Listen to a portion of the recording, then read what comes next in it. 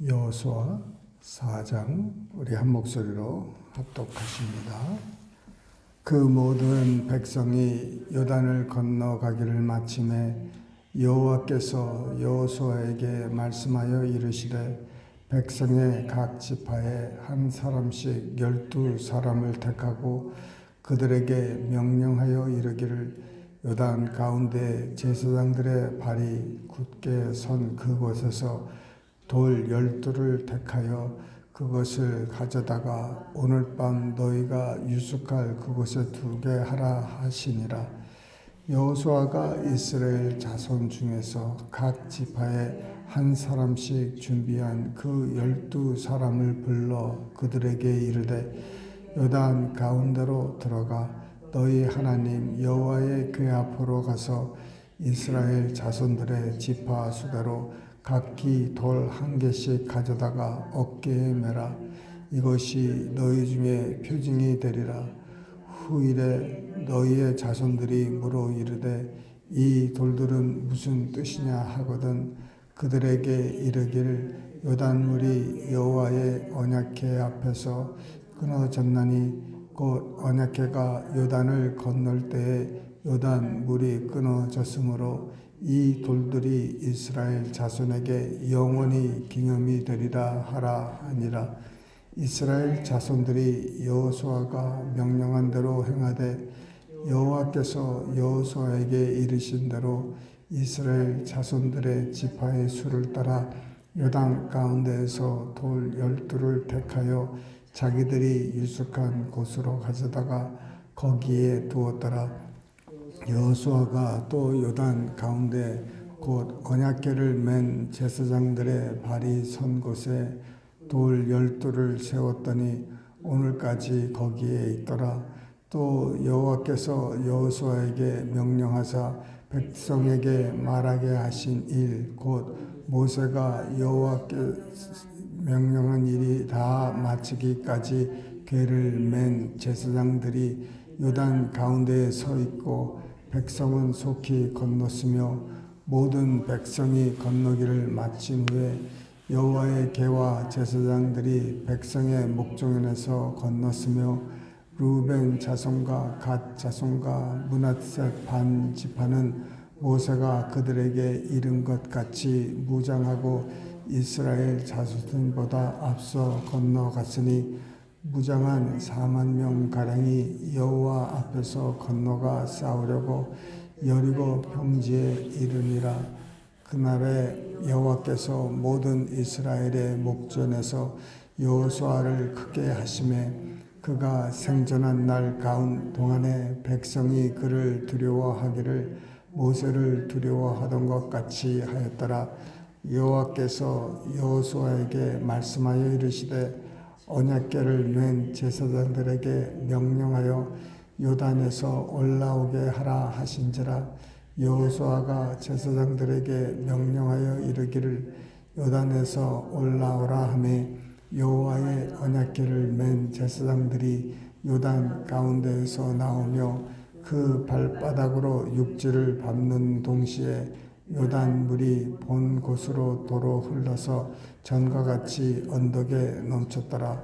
첫째 달 10일에 백성이 요단에서 올라와 여리고 동쪽 경계 길갈에 길침에 여호수아가 요단에서 가져온 그 12돌을 길갈에 세우고 이스라엘 자손들에게 말하여 이르되 후일에 너희의 자손들이 그들의 아버지에게 묻기를 이 돌들은 무슨 뜻이니까 하거늘 너희는 너희의 자손들에게 알게 하여 이르기를 이스라엘이 마른 땅을 밟고 이 요단을 건넜음이라.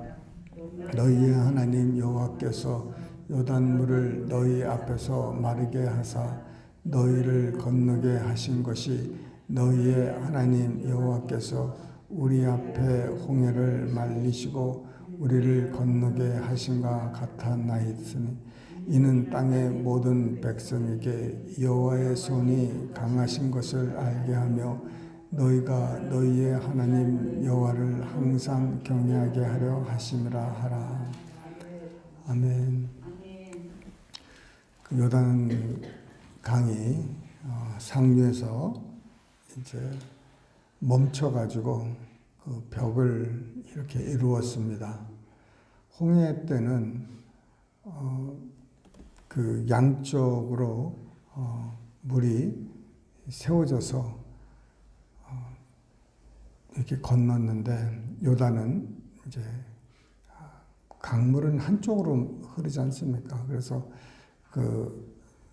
이제 그 상류에서 그것을 이렇게 막아 세우고 이제 마른 땅으로 건너가게 되었습니다. 사람들이 다 건너간 후에 다시 이제 대표들을 요단강 쪽으로 보내서 그 제사장들이 있었던 그 지역에서 돌 하나씩 이렇게 얻어다가 어깨에 메고 나오라는 것이죠. 그 어깨에 맨다는 것은 이렇게 가벼운 작은 돌이 아니라 그래도 이렇게 움직이지 않을 만큼 이렇게 큰 돌이죠. 그런 돌을 각자 이렇게 갖고 와서 이제 돌 기념비를 세우게 합니다. 그것은 이제 그것을 기념을 하기 위해서인데, 우리 학생들 보면은 학생들이 공부를 잘하면은 뭐 딘스 리스트에 올라오고 또 교장 선생님 상도 받고 또 더 나가서 뭐 주지사 상이라든지 뭐 여러 가지 대통령상까지 뭐 있고 그러는데 최후로는 이제 노벨상이겠죠. 그 상들을 받고 그거에 대해서 또 상금도 받고 여러 가지 이제 하고 그리고 이제 그 의사나 변호사 뭐 이런 사자가 들어간 데 보면은 벽에다가 그 사무실에 그거를 걸어놓지 않습니까? 학위 받은 거 졸업장을 걸어놓고 이렇게 하는데 그것을 사실상은 이제 자기 홍보죠, 그죠? 우리 아들 딸들이 우리 손주가 또 내가 이렇게 자기의 업적을 이제 그 벽에다가 걸어놓고 사람들로 보게 하고 자기도 이렇게 볼 때도 있고 자랑도 하고 합니다. 운동을 하더라도 운동 시합에서 여러분 이기면은 뭐 리본도 받고 작은 트로피도 받고 그러지 않습니까? 그래서 결국은 이제 그 사람들의 그것을 이제 업적과 이것을 알리는 거예요. 예전에 Black Lives Matter이라고 이제 흑인들의 그 생명이 중요하다 뭐 이런 운동이 지금까지도 뭐 이렇게 있지만은 그러면서 막 그 사람들이 그 동상들을 이렇게 막 그 무너뜨리는 그런 일들을 많이 했어요. 그 예전에 뭐 유명했던 또 크게 업적을 이뤘던 사람들의 동상 이런 것들을 막 그 공원에서 이렇게 세워 있지 않습니까? 그 동상들을 파손을 하고 막 무너뜨리고 막 그렇게 했어요. 그리고 하여튼 그런데 오늘 우리가 본 여기에도 이 돌들을 취해서 그 기념비 같이 이렇게 만드는데 그 목적이 무엇이었느냐? 우리가 한 거를 좀 봐라. 이게 아니었어요. 이 세상 사람들이 자기 PR이나 자기 가족들 PR이 아니라 우리 나라가 어떤 뭐 훌륭한 사람이 그 뭐 효녀상이라든지 유관순 여사의 동상이나 뭐 이런 것들이 아니고 하나님이 하신 일을 나타내기 위해서 그 돌들을 이렇게 채집했다는 것입니다, 여러분. 이 마지막 때에 우리가 주의 일을 할 때 우리는 온전히 자기를 가려야 돼요. 자기 이름이나 자기 얼굴, 자기 그 역사가 이렇게 나타나면은 하나님이 이제 쓸 수가 없어요. 예전에는 사람들이 그렇게 했지만은 지금 이제 마지막 이제 그 추수 때는 하나님께서 누구를 쓰시느냐? 자기 얼굴이 없는 사람, 자기 이름이 없는 사람, 자기 그 자존심이 없는 사람. 그래서 지금도 그 유명한 어떤 누가 예전에 고전을 쓴 사람이 있습니다. 그 고전 중에서도 뭐 예를 들어서 뭐 천로역정이라든지 그리스도를 본받아 이런 건 참 고전인데 그 고전 중에서도 참 유명한 고전이 하나 있는데 그 고전의 그 저자가 다른 사람의 이름으로 돼 있어요. 근데 그거는 사람들이 몰라요. 그냥 타마스 아켐피스 그러면은 그리스도를 본받아 이것을 쓴 저자라고 사람들은 알고 있는데 실상은 그 사람이 아니에요. 그 사람이 그 글을 쓴 것처럼 오늘날까지도 그렇게 돼 있는데 실상은 그 사람이 아니라 다른 사람이에요. 그런 것처럼 뭐 정확하게 제가 더 구체적으로 말씀은 못 드리고 뭐 이상한 또 음모론이라 뭐 이렇게 생각할까 봐. 하여튼 그 사람한테 물어봤대요. 당신이 이렇게 고전을 썼는데 다른 사람의 이름이 들어가서 당신이 크레딧 못 받았는데 이거 억울하지 않느냐. 이렇게 고전을 써놓고 그분이 하는 말씀이 그거는 전혀 상관이 없다는 겁니다. 오히려 잘 됐다는 거예요. 왜? 자기는 이런 글을 쓸 수 있는 능력이 없는 사람이라는 거예요. 그런데 자기가 그 당시에 자기가 쓴 거로 이렇게 됐었으면 아마 자기는 망했을 거라는 것이죠. 교만하고 뭐 이렇게 해서 망할 수도 있었는데 하나님께서 이렇게 자기를 불쌍히 여기셔서 이렇게 다른 사람의 이름이 들어갔다. 자기 자존심이나 이건 내가 했는데 내가 세웠는데 내가 이루었는데 이럴 생각은 아예 싹도 못하게 해야 됩니다. 그래서 하나님이 우리를 쓰실 때 내 이름에 왜 빠졌어? 응? 내 이름 왜 빠졌어? 이렇게 되면 안 되는 거예요. 근데 지금 우리는 많은 교회들이 지금 이 세상 사람들 말할 것도 없고 교회에서도 왜 내 이름이 빠졌어? 내가 헌금을 했는데 내 이름이 왜 빠졌어? 이런 사람들이 많아요. 왜 내가 이것을 했는데 왜?